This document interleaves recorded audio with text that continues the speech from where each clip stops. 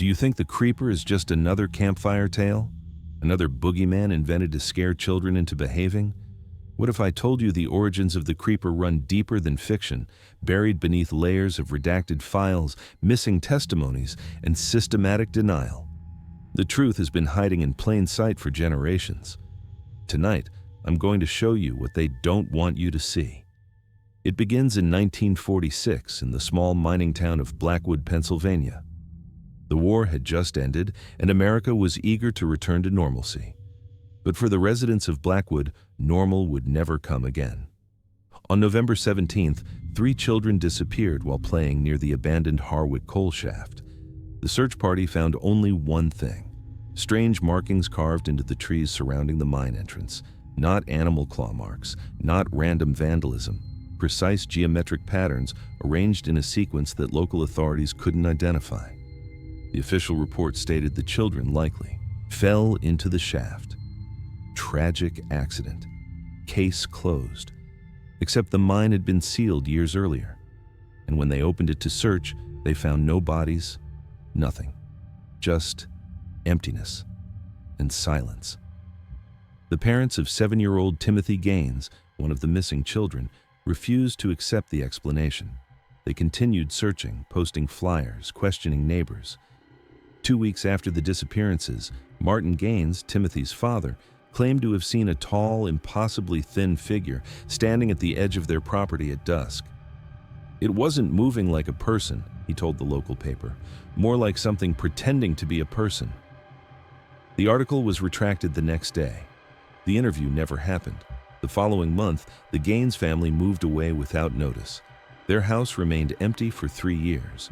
Nobody talked about the disappearances after that. Town records show the incident was officially attributed to wildlife encounter. What wildlife can make 3 children vanish without a trace? What wildlife carves symbols into trees? 5 years passed. The town recovered. People forgot or pretended to. Then came the summer of 1951. Park Ranger David Mercer was conducting routine patrol through Chester State Park, about 30 miles from Blackwood. His log from June 28th notes finding an abandoned campsite, food still warm on a cold fire, sleeping bags laid out, no signs of struggle.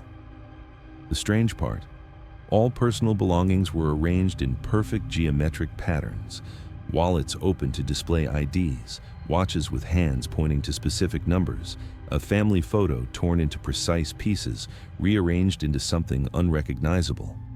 Mercer radioed for backup. By the time state police arrived, he was gone. They found his vehicle 2 miles away, doors open, keys in the ignition. Inside his logbook, beneath his final entry, was a crude drawing, a tall, thin figure standing among trees. The search for the missing campers and Ranger Mercer lasted 3 weeks. Nothing was ever found. The case file, originally public record, was sealed in 1952 under executive order. No explanation given. What connects these incidents? At the time, nothing obvious. No one made the connection. No one was looking for patterns. They were isolated tragedies, statistical anomalies in an otherwise ordered world, except they weren't isolated, and the pattern was just beginning. December 1957. Lakeside Elementary School in western Ohio. 3rd grade teacher Elaine Woodward kept a detailed classroom journal documenting student behavior and progress. Her entries from early December note increasing anxiety among her students. Several children complained about the tall man they saw watching them through the windows during recess. Woodward dismissed their concerns as imagination until December 12th, when she made her final entry. David drew another picture today, same as the others. Tall figure, long arms, standing in the trees behind the playground. Too many. Children are drawing the same thing. Principal says it's suggestion, one child influencing the others. I'm not convinced. Something feels wrong.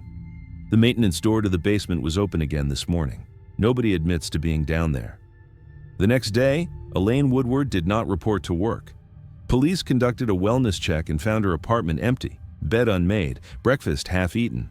On her refrigerator, dozens of children's drawings, all showing the same figure. All signed by different students, all dated across the previous month, growing more detailed with each iteration. School administrators collected the drawings from her apartment. The official investigation concluded that Woodward had fabricated the situation, creating the drawings herself before abandoning her position. They cited her increasingly paranoid behavior and history of mental instability. Except Elaine Woodward had no history of mental illness. Her personnel file showed exemplary evaluations for 7 consecutive years. 3 weeks after her disappearance, parents began keeping children home. Too many were having nightmares. Too many refused to go to the basement level where the cafeteria was located. By January, Lakeside Elementary closed permanently. The official reason? Structural concerns. The building was demolished in 1958. What they built in its place? Nothing. The land remains empty today. I've obtained copies of 3 of the original drawings through a former administrator who wishes to remain anonymous. The figure depicted is consistent across all 3, disproportionately tall and thin, with elongated limbs and a featureless face. In each successive drawing, the figure appears closer to the foreground. In the final one, dated December 11th, it stands at the edge of the playground, one arm extended toward the viewer. This pattern, disappearances, strange symbols, sightings of an unnaturally tall figure, continued sporadically through the 1960s. 5 hikers in Teetnaya, Vermont, 1963. A family of 4 in western Massachusetts, 1966. 2 park rangers in Michigan, 1968. Each incident followed by silence, sealed records, explanations that explain nothing. Then came the Stillwater incident of 1972. Stillwater, Minnesota was a quiet riverside community. On April 19, 1972, 17-year-old Mark Chambers was filming a school project with his Super 8 camera along the St. Croix River. The footage he captured that day would never be shown in his classroom. It would be confiscated, classified, and officially destroyed. But destruction orders aren't always followed. I've seen what remains of the Chambers footage.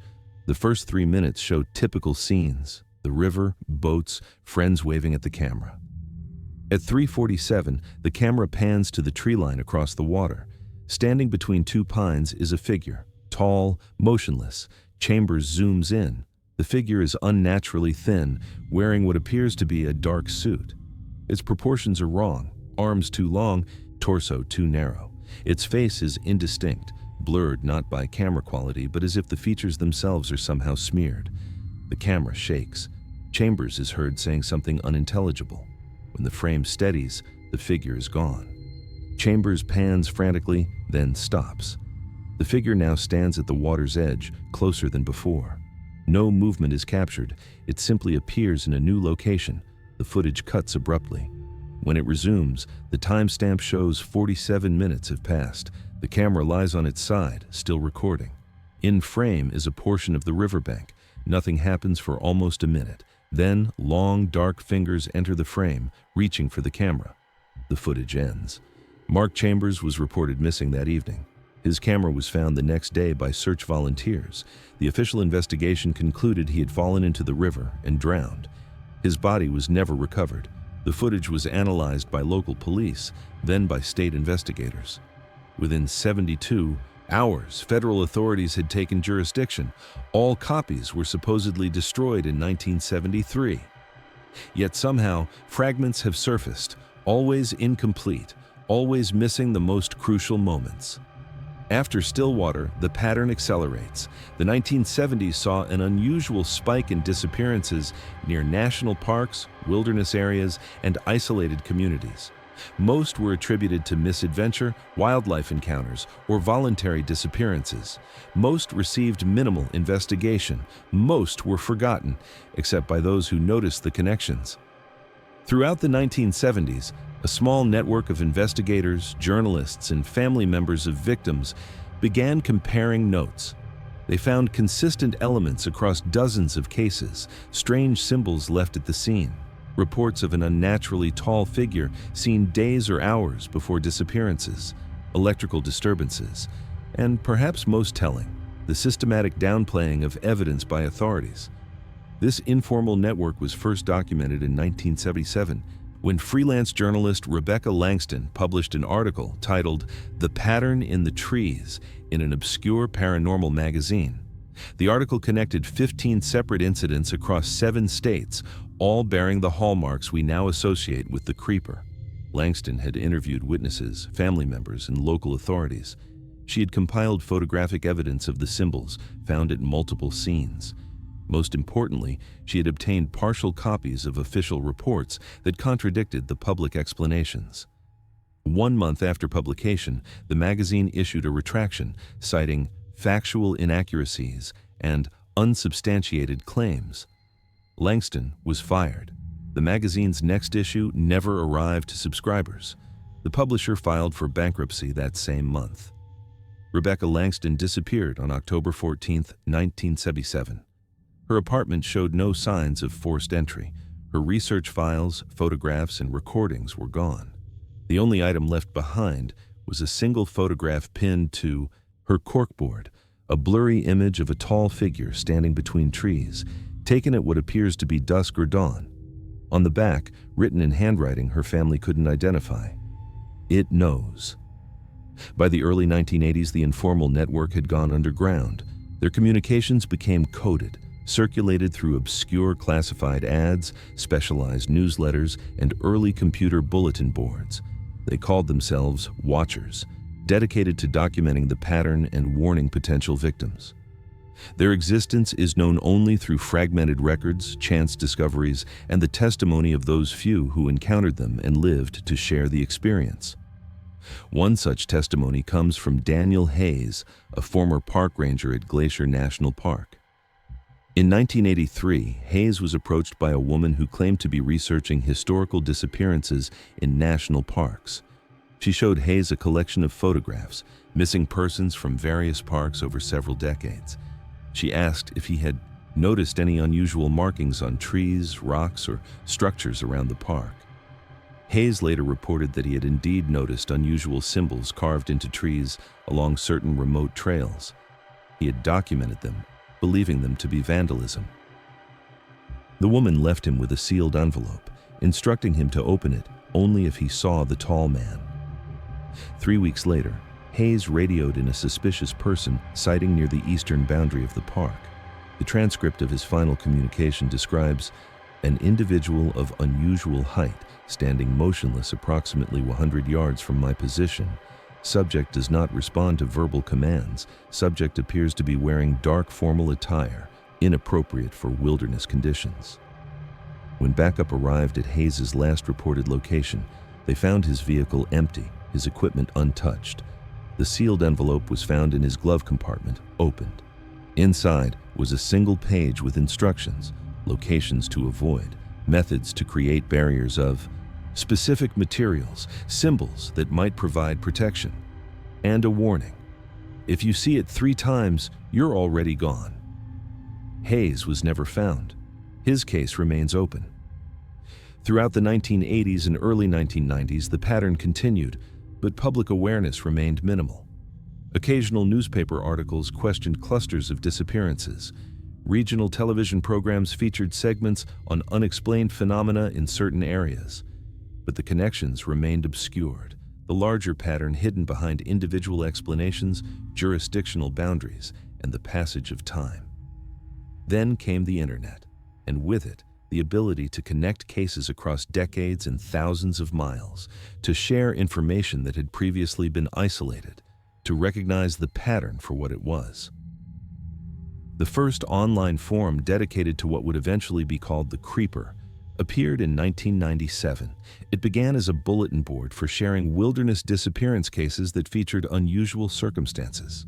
Within 6 months, users had compiled over 400 incidents dating back to the 1940s, all sharing key characteristics: proximity to wilderness or liminal spaces, symbols or patterns left at the scene, sightings of an unnaturally tall, thin entity prior to disappearances, and official explanations that contradicted available evidence. The forum grew rapidly, attracting attention from family members of victims, amateur investigators, and journalists. They began using the name The Creeper to describe the entity, based on witness descriptions of its movement, not walking, but seeming to slide or creep between locations when unobserved. In 1999, the forum abruptly went offline. The administrator, known only by the username Watcher1971, posted a final message.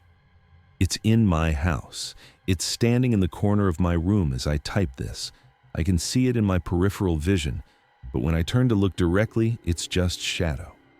Don't look for patterns. Don't collect the stories. It notices. It comes for those who notice." The IP address associated with this final post traced to an apartment in Seattle. Police records show a wellness check was conducted after neighbors reported an alarm sounding for several hours. The apartment was empty. The resident, whose name has been redacted in available reports, was never located. Their personal computer was missing. The only unusual element noted in the police report, a geometric pattern of the resident's belongings arranged in the center of the living room floor. By the early 2000s, the creeper had entered internet folklore. Websites collected sightings, message boards shared theories. The line between documented incidents and creative fiction blurred. Many dismissed the entire phenomenon as creepypasta. Internet horror stories passed off as truth, the perfect cover. What better place to hide real, unexplained horrors than among fictional ones? What better way to discredit witnesses than to surround their testimonies with obvious fabrications? Yet the pattern continued.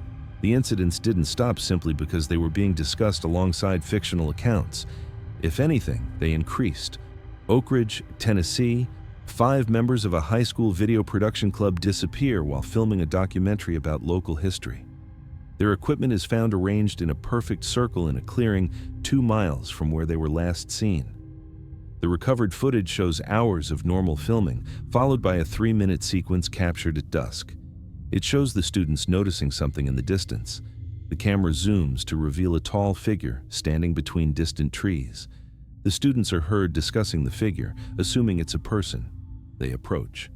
At approximately 50 yards, they stop. One student is heard saying, "What's wrong with its face?" The camera zooms further. The footage distorts with visual and audio artifacts. When it clears, the figure is gone. The students express confusion. They turn to head back. The figure now stands directly behind them, visible only to the camera. The footage ends. None of the students were ever found. The official investigation concluded they had staged their disappearance as a prank inspired by the Blair Witch Project. All 5 families vehemently denied this explanation. The case remains officially open but inactive. Lakewood, Colorado. Security cameras at Westlake Shopping Center capture footage of an unusually tall individual in dark clothing standing motionless in the parking lot for 3 consecutive nights. On the 4th night, the same figure appears inside the mall after closing hours, despite no record of entry through any door. The figure is recorded standing motionless in the central court for approximately 40 minutes. At 2:17 a.m., night security guard Rafael Martinez is seen approaching the figure. The footage shows Martinez stop approximately 10 feet away. He appears to speak into his radio. Then the feed from all 17 security cameras simultaneously fails for exactly 12 minutes. When recordings resume, both Martinez and the figure are gone. Investigation revealed no signs of struggle. Martinez's vehicle remained in the employee parking area. His radio was found at the exact center of the mall court, directly where the figure had been standing. No other trace of Martinez was ever found. The case was officially classified as voluntary disappearance, despite Martinez having no history of mental illness, no financial troubles, and a wedding planned for the following month. Burlington, Vermont. Lake Champlain Middle School reports 5 students experiencing similar nightmares over a 2-week period. All describe seeing a tall figure watching them from outside their bedroom windows. Parents dismiss the dreams as the result of students sharing scary stories. On February 12th, 7th grader Eliza Conroy captures what appears to be the figure on her cell phone. The image shows a tall, unnaturally thin silhouette standing near the tree line behind her home. The proportions are wrong, arms too long, head too small. The face is blurred or distorted.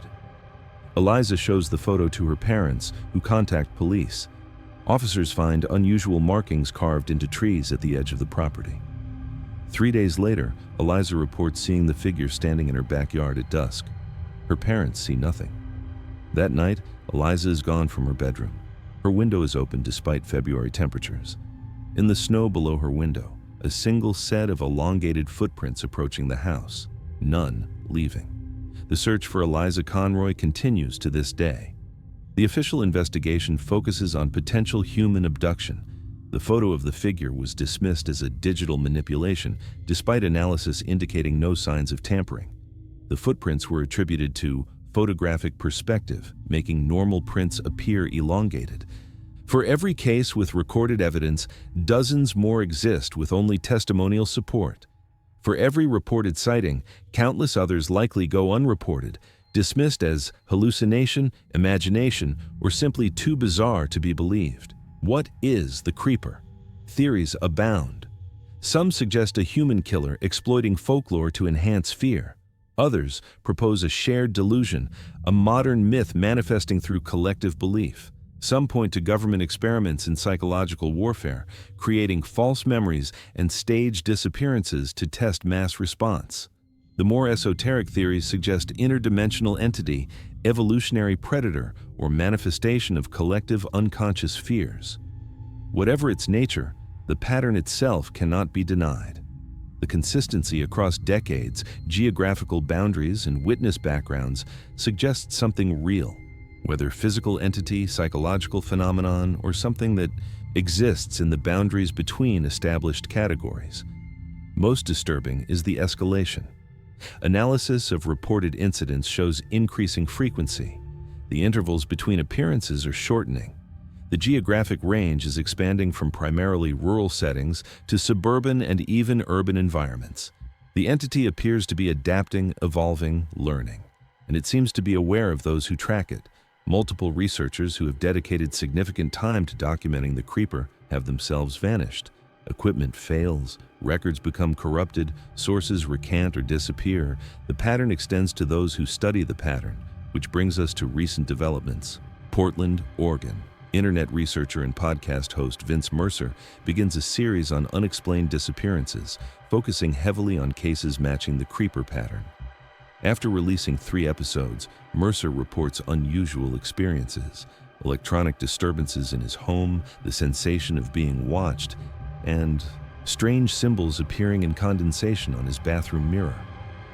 In his final podcast, recorded but never officially released, Mercer describes seeing a tall figure standing on the street outside his apartment 3 nights in a row. It just stands there, doesn't move, doesn't approach, just watches. When I try to photograph it, my phone dies. When I look directly at it, it seems to blur, like my eyes can't quite focus on it, but I can feel it watching me. The recording continues, with Mercer describing his plan to confront the figure. Background noise captures what sounds like knocking at his door. Mercer stops mid-sentence. "It's never approached before," he says. "It's never come this close." More knocking. Mercer is heard moving across the room. "I'm not opening the door," he says. "Whatever you are, I'm not letting you in." Silence for approximately 20 seconds. Then, "Oh God, it's not at the door anymore. It's..." The recording ends abruptly. Mercer's roommate reported him missing the next day. Police investigation found no signs of forced entry or struggle. Mercer's computer was found with all data wiped. His phone was never recovered. The case remains unsolved. During pandemic lockdowns, multiple reports emerge of unusually tall figures, seen standing motionless outside homes, often for hours at a time. Reports come from 17 different states, primarily rural and suburban areas. Most witnesses describe the figure as wearing dark clothing resembling a suit.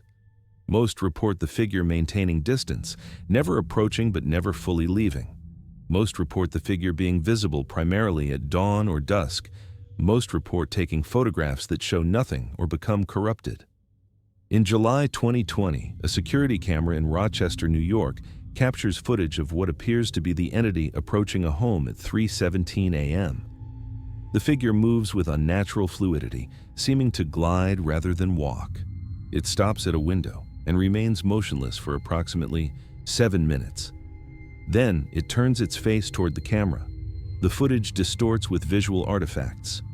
When it clears, the figure is gone. The timestamp shows no lapse in recording. The homeowners reported finding symbols carved into their fence the next morning. They relocated within 2 weeks. The new residents report no unusual experiences. Chicago, Illinois. High-rise apartment resident Michael Chen documents what he describes as a tall man in a suit, visible through his 14th floor window on 10 consecutive nights. Chen creates a private online journal, sharing images and videos with a small group of friends. The images show an indistinct dark figure that appears to be standing in mid-air outside the building. In later entries, Chen reports the figure appearing closer each night. His final update includes a video taken at dusk. Chen narrates as he films the window, "This is night 10. It's been getting closer. First night it was like it was standing on the building across the street. Now it's like it's floating right outside." The camera shows the window, curtains drawn back. At first, nothing is visible except the view of the city. Then a dark shape becomes apparent, seemingly suspended in air directly outside. The proportions match previous descriptions, unnaturally tall and thin with elongated limbs. As Chen continues filming, the figure's arm slowly raises, extending toward the glass. Chen is heard breathing rapidly. "It's touching the window," he says. "It's never done that before." The camera shakes violently. Chen is heard moving across the room, his voice now distant from the microphone. "How are you in here? The door was locked. How did you—" The video ends. Police conducted a wellness check after Chen failed to appear for work 3 days in a row. His apartment was empty.